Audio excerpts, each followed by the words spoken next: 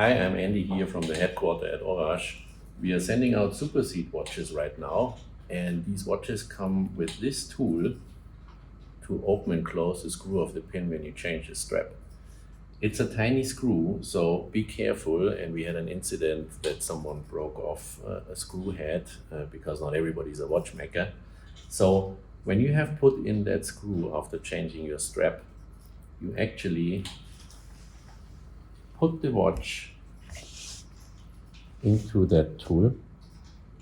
Make sure that the bit heads are in the bit, so you will feel that.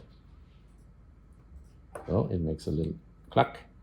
And when you tighten clockwise and the screw is tight, actually the tool will want to move a little bit.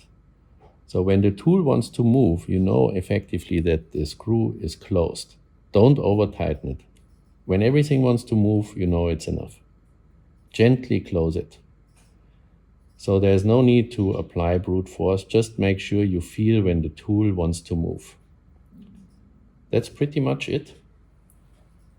So be careful when you change the screw. No need to over tighten, and enjoy your watch.